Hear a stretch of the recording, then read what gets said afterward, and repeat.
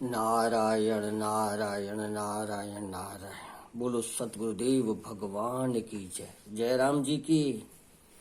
कल हम आपस में राजा निमि ने द्रुपद ऋषि से प्रश्न किया।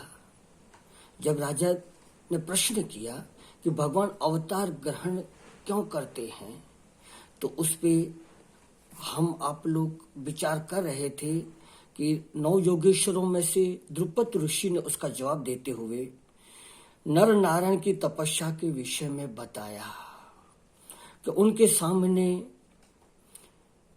इंद्र की भेजी हुई अप्सराएं आई और अपना बड़ी कलाएं बताई। उनको न काम आया न क्रोध आया। उनका स्वागत करके और नारायण बड़ी उनको कहा आइए आइए, स्वागत किया, हमारे आश्रम में रहिए, आदि आदि पे विचार किया। और उन्होंने अपने झांक से स्पर्श करके सुंदर सुंदर अप्सराएं पैदा की। कहा लो, तुम्हारे आश्रम स्वर्ग की शोभा बढ़ाएंगे, उन्हें भी ले जाओ। वो शर्मा गए और नारायण स्तुति किया है। तो देखो नारायण, हमारे तपस्या में विघ्न डालने के लिए देवता कोई न कोई लीलाएं करते रहते हैं, मगर जो यज्ञ आदि हवन देवताओं की स्तुति करते हैं, यज्ञ हवन द्वारा उनको विघ्न नहीं डालते हैं, क्योंकि वो तो देवताओं की चापलूसी कर रहे हैं, देवताओं को स्तुति कर रहे हैं, देवताओं को सिर झुका रहे हैं, स्वीकार कर रहे हैं। पर जो तपस्या करके सत्संग भजन करके स्वयं सदाचार से आगे बढ़ जाते हैं, उनकी स्तुति कर रहे हैं।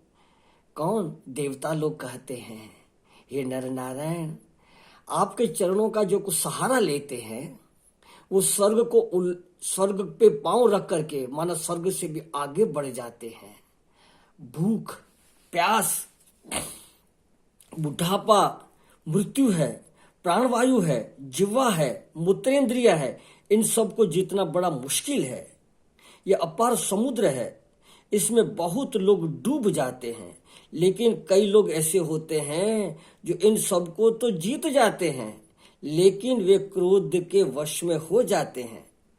काम को जीत गए और क्रोध के वश में हो गए। क्रोध कैसा? विफल से। अगर काम से हारते तो कम से कम भोग तो मिलता, लोभ से हारते तो कम से कम धन तो मिलता, चाहे दुनिया में एक चीज तो मिल जाती। यह तो महाराज क्रोध से हार गए। क्रोध से हार गए तो क्या करोगे? दुश्मन को मारेंगे।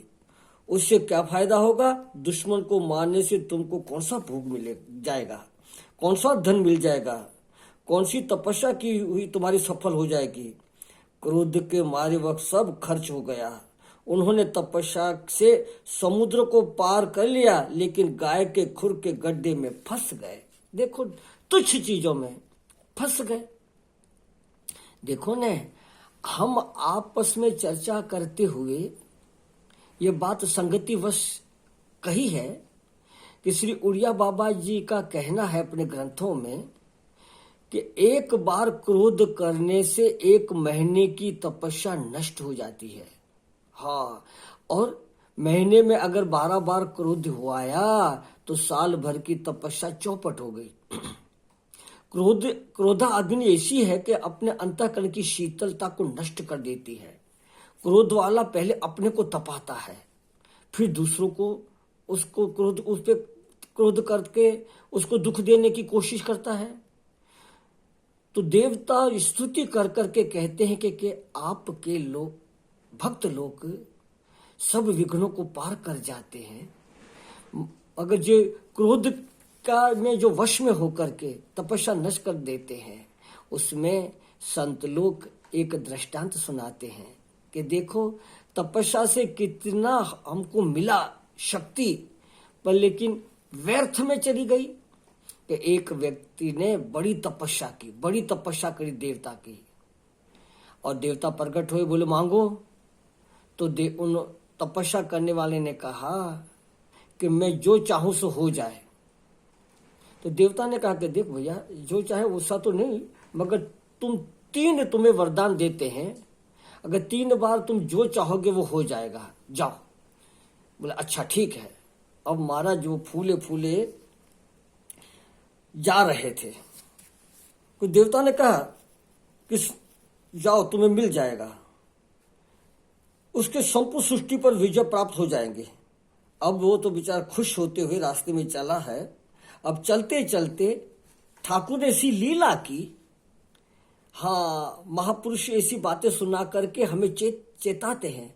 अब वो चलते चलते उसको गर्मी का समय था और पसीना आ गया। एक पसीना आ गया तो एक पेड़ घनिष्ठ को बड़ बादशाह होगा, बड़का पेड़, पीपल का पेड़, ऐसा घनिष्ठ बड़ा पेड़ था जंगल में, उसके नीचे वो लेट गए, विश्राम करने लगे। विश्राम करने लगे तो उसको बड़ा अच्छा आनंद आया। बोले आहा हा, कितनी सुंदर जगह है, कितना मुझे विश्राम आराम मिला, यहाँ रहने योग्य है, यहाँ रह जाऊं तो बहुत अच्छा है। ऐसा किया, मन में संकल्प आया। अब महाराज वो उठा है तो उठ नहीं रहे, वो जिस शिला पे वो नीचे सोया था उसमें चिपक गया। अरे उनको याद आया कि देवता ने कहा तेरी 3 इच्छाएं पूरी होगी, तो ये एक इच्छा मैंने मन में कुदरती भगवान की, ईश्वर की, देवताओं की माया से कोई ऐसा हुआ कि मेरे अंदर ये संकल्प हो गया। अब महाराज वो पत्थर से चिपक गया। अब विचार बोले क्या करूं क्या करूं। अब विचार किया कि मेरी पत्नी बड़ी बुद्धिमान है, उसको बुला लूं तो वो मुझे सलाह देगी, तब ऐसा करूंगा। तो अब उन्होंने संकल्प किया कि मेरी पत्नी यहाँ आ जाए। अब देवताओं का वरदान था, महाराज उसकी कुदरती उनकी पत्नी वहां पहुंच गई। अरे बोले तुम यहाँ किसे पड़े हो। अरे बोले क्या करें, अपनी पत्नी से वो व्यक्ति कह रहा है, अपनी सारी बात बताई, ऐसे ऐसे तपस्या करी और ऐसे देवताओं ने वरदान दिया, बस कुदरती ऐसी को देवताओं की माया से मेरा में संकल्प हो गया और मैं यहाँ चिपक गया हूँ। आप तू बुद्धिमान वाली है, तू बता अब मैं क्या करूं। अब उसने कहा अरे अब तो एक ही हमारे पास वरदान की शक्ति है, बस अब जो है सो बता दे क्या करूं। अब पत्नी ने कहा एक वरदान से तो तुम अपना इच्छा से यहाँ चिपक गए, दूसरा वरदान का फल मैं यहाँ आ गई, अब तीसरा वरदान तुम ये मांगो कि मैं इससे छूट जाऊं। अब देखो नारायण, अब एक तपस्या का फल वही, एक वरदान का फल वैसे ही चला गया, दूसरे का यही पत्नी को बोला उसमें चला गया, और तीसरा बोले मैं इससे छूट जाऊं। महाराज उससे छूट गए, तीसरा वरदान का फल भी चला गया। इतनी सारी तपस्या करी, नारायण नारायण नारायण, और सब व्यर्थ चली गई। तो नारायण इस प्रकार जहाँ क्रोध आया कि किया हुआ जो भजन होता है, भजन से जो रस पैदा होता है वह क्रोध की आग में पैदा होने से जल जाता है। तो जो लोग क्रोध करते हैं उनकी तपस्या जल जाती है। हाँ, तब तो संतों ने कहा रे मन रोशन कीजिए, कोई कहे क्यों ही, हंसकर उत्तर दीजिए हाँ बाबा यों ही। देखो न, धन का लोभी वही होता है को कष्ट सह लेगा लेकिन धन खर्च नहीं करेगा। तो समझना चाहिए कि धन का लोभी है। 1-2 कोस अगर चलना हो तो कोई रिक्शा या कार टैक्सी नहीं करेगा, पैदल चला जाएगा। क्यों? कि धन बचाएगा। तो समझना चाहिए कि धन का ये लोभी है। हाँ नारायण, कोई वजन उठाना है वो उठा लेगा, पर मजदूर को 2 रुपए या 5 रुपए नहीं देगा। बोले कोई बात नहीं, इतना तो अपने भी थोड़ा सहन करना चाहिए। ठीक, मानो उनका अंदर का लक्ष्य क्या है, धन खर्च न हो। हाँ नारायण, तो वो धन का लोभी है। इसी तरह हम लोग अपना साधना का लोभ रखना चाहिए, भजन का। अपना भजन व्यर्थ, तपस्या का जो फल मिला वो व्यर्थ न जाए। तो नारायण अपनी संपत्ति बच सकती है।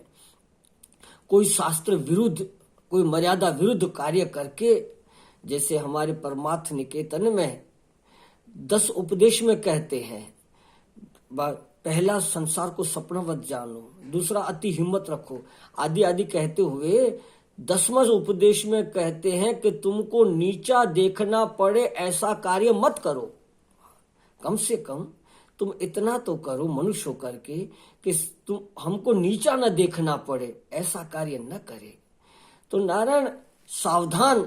इन दृष्टांतों से समझ चाहते हैं संत लोग कि अपनी तपस्या व्यर्थ में खर्च न करनी चाहिए। हाँ, आदमी भूख प्यास आदि को, इंद्रियों को जीत रहा है। हाँ नारायण, बुढ़ापे के दुख को भी जीत रहा है। हाँ, और नारायण क्या बताएं कि जीवा को, मूत्र इंद्रियों को भी, सबको भी जीतना बड़ा मुश्किल है, उनको भी जीत लेता है।